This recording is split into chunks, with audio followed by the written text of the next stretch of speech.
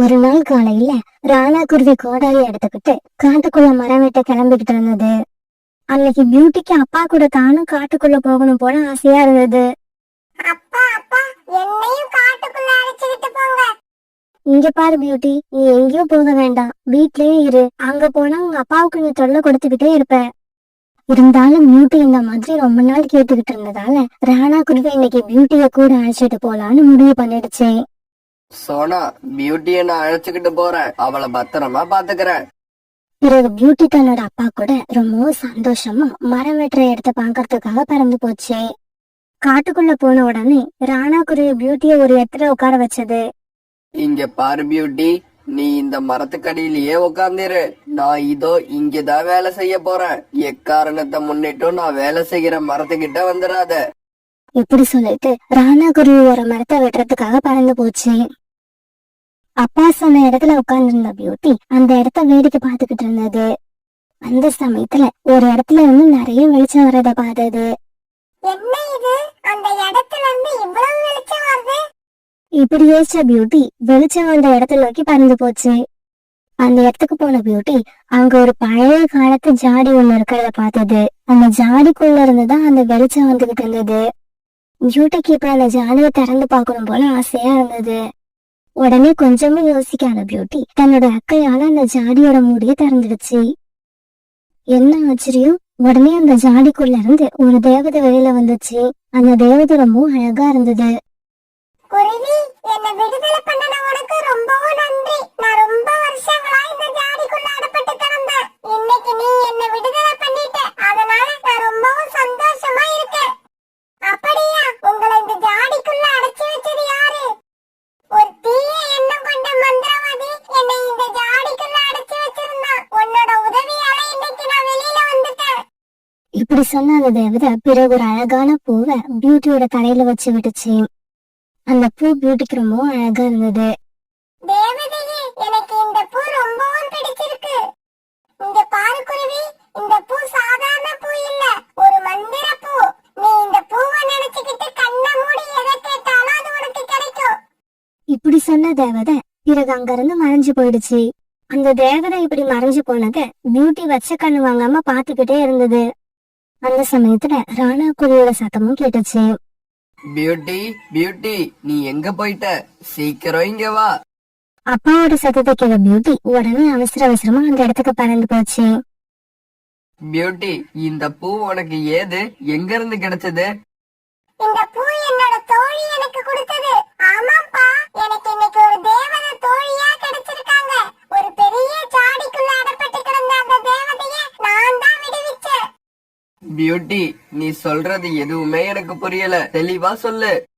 ராணா குருவி இப்படி கேட்டதும் பியூட்டி நடந்தது எல்லாத்தையும் தன்னோட அப்பாவுக்கு விளக்கமா சொல்ல ஆரம்பிச்சது. அப்பா, தேவதை எனக்கு கொடுத்த இந்த பூ நாம எது கேட்டாலும் கொடுக்குமா? ஆமா, அந்த தேவதை அப்படிதான் சொன்னாங்க. அப்படியா? இத என்னால நம்ப முடியல. இருந்தாலும் இந்த பூவை நீ பாதுகாத்து பத்திரமா வச்சுக்கோ. இப்படி பேசிக்கிட்டு இவங்க ரெண்டு பேரும் பிறகு தங்களோட வீட்டுக்கு பறந்து போனாங்க. வீட்டுக்கு போனதும் பியூட்டி நடந்தது எல்லாத்தையும் தன்னோட அம்மா கிட்ட சொல்லிச்சு. சோனா, இந்த மந்திரப்பூ கிட்ட நாம 3 பேரும் சாப்பிடுறதுக்கு ஏதாவது உணவு கேட்டு பாப்போம். பிறகு பியூட்டி கண்ணை மூடிக்கிட்டு உணவு வேணும்னு அந்த மந்திரப்பூ கிட்ட கேட்டுச்சு. என்ன ஆச்சரியம், உடனே அந்த இடத்துல 3 தட்டுல உணவு வந்துருச்சு. அதை பார்த்து அவங்க 3 பேரும் ரொம்ப சந்தோஷமானாங்க. பியூட்டி, இந்த பூ கடவுள் உனக்கு கொடுத்த பரிசு, இத நல்ல காரியத்துக்கு மட்டும் உபயோகப்படுத்து. அதுக்காக தான் கடவுள் இத உன்கிட்ட கிடைக்கிற மாதிரி அனுப்பி வச்சிருக்காரு. அம்மா, இந்த மந்திர பூவை மத்தவங்களுக்கு உதவி செய்யறதுக்காகவும் நம்மளோட நியாயமான ஆசையை பூர்த்தி பண்றதுக்காகவும் மட்டும் தான் உபயோகப்படுத்துவேன். பேராசைப்பட்டு இந்த மந்திர பூ கிட்ட நான் எதுவும் கேட்க மாட்டேன். இது சத்தியம். பிறகு அவங்க 3 பேரும் அந்த உணவை சாப்பிட ஆரம்பிச்சாங்க. மறுநாள் காலையில பியூட்டி அந்த பூவை தான் தலையில வச்சுக்கிட்டு அந்த காட்டை சுத்தி பார்க்க கிளம்பிச்சு. இப்படி போய்கிட்டு இருந்த பியூட்டி ராணிபுரம் ஒரு இடத்துல அழுதுகிட்டு நிக்கிறத பார்த்துட்டு அங்க போச்சு. ராணி ஆண்டி, என்னாச்சு? ஏன் அழுதுகிட்டு இருக்கீங்க? பியூட்டி, என்னோட பையன் ராஜ காலையில இருந்து காணோம். காடு பூரா தேடிட்டேன், எங்கேயுமே கிடைக்கல. ஆண்டி, அழாம இருங்க. ராஜ் எங்க இருக்கான்னு நான் இப்ப உங்களுக்கு சொல்றேன். இப்படி சொன்ன பியூட்டி தன்னோட கண்ணை மூடிக்கிட்டு பேச ஆரம்பிச்சது. மந்திர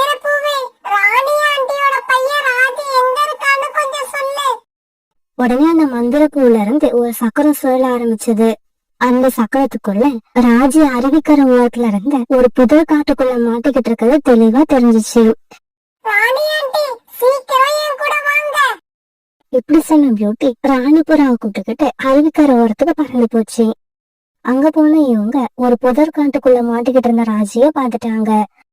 அவங்க பாருங்க, உங்க பையன் ராஜி அதோ அந்த புதர் காட்டுக்குள்ள மாட்டிக்கிட்டு இருக்கான். உடனே ராணிபுரா அந்த புதர் காட்டுக்குள்ள இருந்து தன்னோட பையனை தூக்கி நெஞ்சோட அணைச்சுக்கிச்சு. ராணிபுரா இப்ப ரொம்ப சந்தோஷமா இருந்தது. ராணிபுராவுக்கு உதவி செஞ்ச சந்தோஷத்துல பியூட்டியும் பறந்து போச்சு. பியூட்டி ஒரு நாள் ரொம்பவும் பசியோட இருந்த 2 சின்ன பறவைகளுக்கு தன்னோட மந்திர பூவோட உதவியால இனிப்பான பழங்களை வர வச்சு கொடுத்தது. அவங்க 2 பேரும் அந்த பழங்களை ரொம்பவும் ஆசையா சாப்பிட ஆரம்பிச்சாங்க. அதை பார்த்து பியூட்டி ரொம்பவும் சந்தோஷப்பட்டுச்சு. இதெல்லாம் ஒரு மரத்துக்கு பின்னால மறைஞ்சிருந்த ஜக்க பாத்துட்டான். இந்த பியூட்டி தலையில வச்சிருக்க பூவுல ஏதோ மந்திர சக்தி இருக்கு, அதனாலதான் இந்த பழங்கள் எல்லாம் மாயமா வருது. இந்த விஷயத்த உடனே அம்மா கிட்ட போய் சொல்லி ஆகணும். இப்படி நினைச்ச ஜக்கு உடனே தன்னோட வீட்டுக்கு பறந்து போனான். அம்மா அம்மா, பியூட்டி தலையில ஒரு மந்திர பூவை வச்சிருக்கு. அந்த பூவை வச்சு எல்லாருக்கும் உதவி பண்ணுது. அந்த பூ பியூட்டி கேட்டதையெல்லாம் கொடுக்குது. கவலைப்படாத ஜக்கு, நாளைக்கு இந்நேரம் அந்த பூ நம்ம வீட்டுல இருக்கும். அந்த பூவை நான் எப்படியாவது எடுத்துக்கிட்டு வந்துடுறேன். பிறகு மறுநாள் கோரிக்காக அழுதுகிட்டு பியூட்டியை தேடிக்கிட்டு பறந்து போச்சு. இப்படி போன கோரிக்காகவும் நதிக்கரையில பியூட்டி உட்கார்ந்துருக்கத பார்த்துட்டு அதுகிட்ட போச்சு. பியூட்டி பியூட்டி, என்னோட ஜக்குவை காப்பாத்து. ஜக்கு உடம்பு சரியில்லாம படுத்திருக்கான். அவனை நீதான் எப்படியாவது குணப்படுத்தணும். கோரிக்காக அவனுடைய அழுதுகிட்டே சொன்ன உடனே அதை உண்மைன்னு உள்ள பியூட்டி கண்ணை மூடிக்கிட்டு மந்திர மலர்கிட்ட பேச ஆரம்பிச்சது. இந்த சமயத்துல பியூட்டி தலையில இருந்த மந்திர மலரை எடுத்து தன்னோட தலையில வச்சுக்கிட்டு கோரிக்காக அங்க இருந்து பறந்து போயிடுச்சு. இப்படி மந்திர மலரை தூக்கிட்டு போன கோரிக்காகவும் வீட்டுக்குள்ள போய் கதவை மூடி தாழ்பால் போட்டுடுச்சு. ஜக்கு ஜக்கு, பியூட்டி கிட்ட இருந்து நான் அந்த மந்திர மலரை எடுத்துக்கிட்டு வந்துட்டேன். இப்ப இது கிட்ட நான் ஆசைப்பட்டதை எல்லாம் கேட்க போறேன்.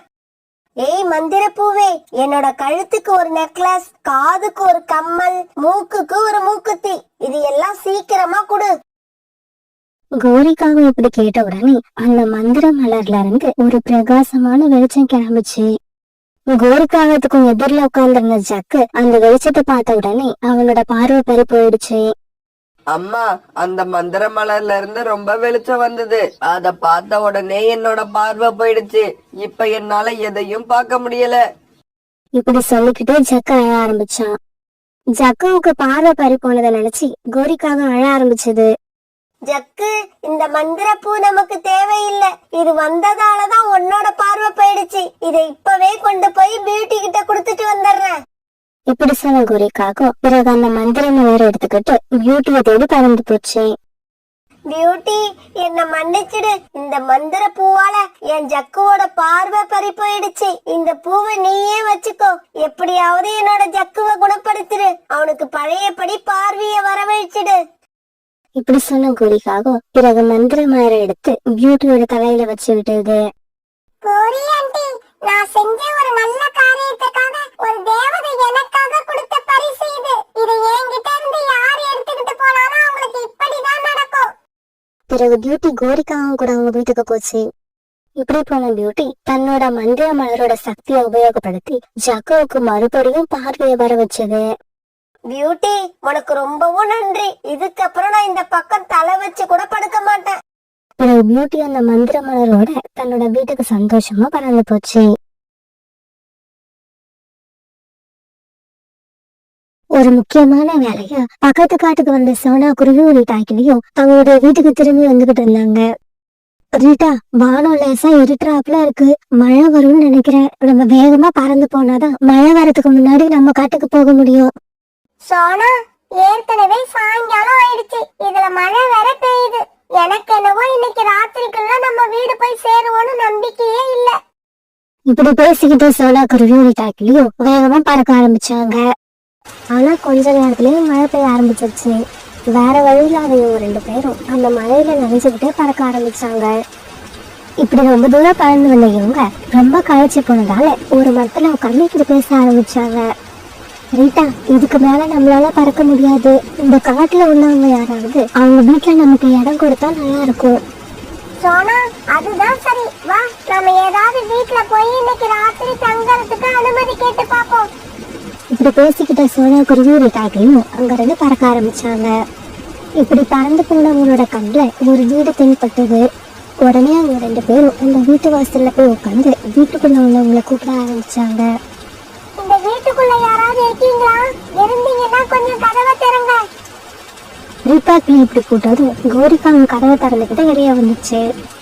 இங்க பாருங்க, நாங்க பக்கத்து காட்டுல இருந்து வந்திருக்கோம். எங்க காட்டுக்கு திரும்பி போறப்ப மழை பெய்ய ஆரம்பிச்சிடுச்சு. அதனால இன்னைக்கு ராத்திரி உங்க வீட்டுல தங்கறதுக்கு அனுமதி கொடுப்பீங்களா? இங்க பாருங்க, நான் நல்லா தூக்கத்துல இருந்தேன். நீங்க 2 பேரும் வந்து இப்படி கத்தி தூக்கத்தை கெடுத்துட்டீங்க. தயவு செஞ்சு எனக்கு கோவம் வர்றதுக்கு முன்னாடி இடத்த காலி பண்ணிட்டு ஓடி போயிடுங்க.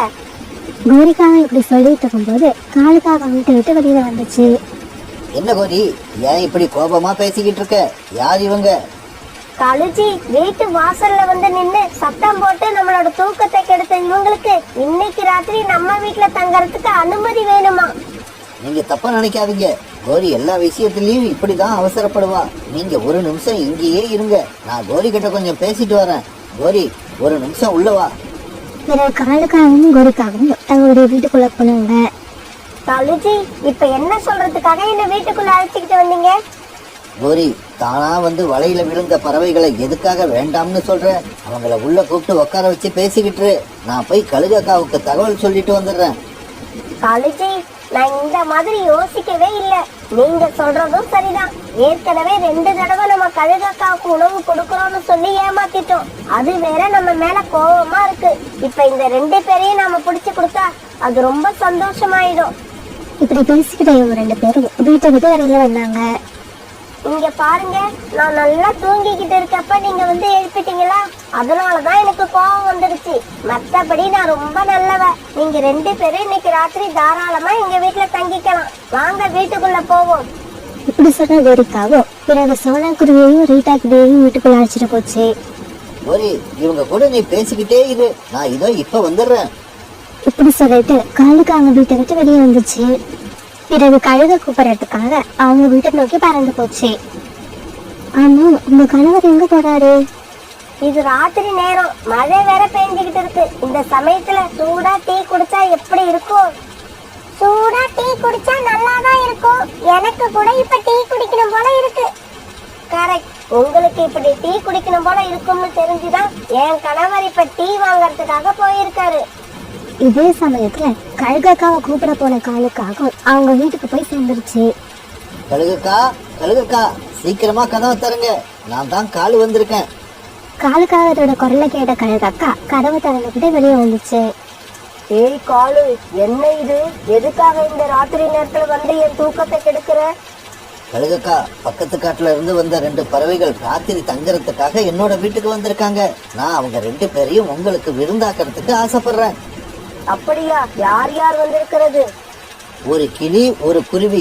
2 பேரையும் பாத்தீங்கன்னா நீங்க ரொம்ப சந்தோஷப்படுவீங்க. சீக்கிரமா என் கூட வாங்க. காலு, நீ வீட்டுக்கு போய் அவங்கள எங்கேயும் வெளியில போகாம பாத்துக்கோ. நான் இதோ இப்ப வந்துடுறேன். கழுகக்கா, லேட் ஆக்கிடாதீங்க. அவங்களுக்கு ஏதாவது சந்தேகம் வந்துருச்சுன்னா உடனே வீட்டை விட்டு போயிடுவாங்க. இப்படி சொன்ன காலுக்காக பிறகு தன்னுடைய வீட்டுக்கு பறந்து போக ஆரம்பிச்சது. ரீட்டா, டீ வாங்க போன காகத்தை இன்னும் காணும். இந்த ராத்திரில இப்படி மழை பெய்யறப்ப யாரு டீ கடையை திறந்து வச்சிருப்பா? சோனா, யார் திறந்து வச்சிருந்தா நமக்கு என்ன? டீ வந்தா போதும்.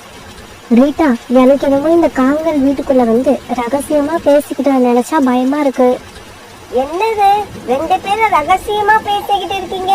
என்ன விஷயம்? வந்து வந்து ஒண்ணும் இல்ல, டீ வாங்க போன உங்க கணவர் இன்னும் வரல, அதை பத்தி தான் பேசிக்கிட்டு இருந்தோம். சோனாக்குரு இப்படி சொல்லிட்டு இருக்கப்ப காலுக்காக வீட்டுக்குள்ள வந்துச்சு. காலுஜி, டீ வாங்க போன நீங்க என்ன வெறுங்கையோட வந்திருக்கீங்க? டீ எங்க?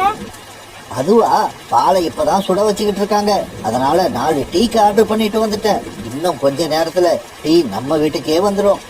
காலுக்காக இப்படி சொன்னதை கேட்டதும் சோனாக்குருவோட சந்தேகம் இன்னும் அதிகமாச்சு. இந்த சமயத்துல வீட்டு கதவு யாரோ வேகமா தட்ட சத்தம் கேட்டுச்சு. ஆமா, இந்த நேரத்துல யார் இப்படி கதவை வேகமா தட்டுறது? அது வேற யாரும் இல்ல, அந்த டீ கடைக்கார பையனா இருப்பான்னு நினைக்கிறேன்.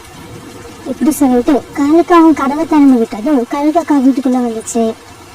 கழுகு கழுகு சோனா சீக்கிரமா கிளம்பு. இப்படி கத்தன வீட்டாக்கிளி ஜன்னலை நோக்கி பறந்து போக அது பின்னாடியே சோனா குருவியும் பறந்து போச்சு. இப்படி போன 2 பேரும் ஜன்னல் வழியா வெளியில போயிட்டாங்க. கோரி, நீ ஒரு முட்டாள். இந்த மாதிரி சமயங்கள்ல வீட்டு ஜன்னலை மூடி வைக்கணும்னு உனக்கு தெரியாதா? காலேஜி ஜன்னலை மூடணும்னு எனக்கு தோணவே இல்ல. எனக்கு தான் தோணல, உங்களுக்கு கூடவா தோணல? ஏய் காகங்களே, தூங்கிக்கிட்டு இருந்த என்னை எழுப்பி இங்க அழைச்சுக்கிட்டு வந்துட்டு நீங்க 2 பேரும் என்ன சண்டை போட்டுக்கிட்டு இருக்கீங்களா? ஏய் காலு, சீக்கிரமா என் கூட வா. அவங்கள எப்படியாவது இப்ப பிடிச்சே ஆகணும். இத கழுகக்காவும் கழுகாவும் அவங்க பின்னாடியே பறந்து போக ஆரம்பிச்சாங்க.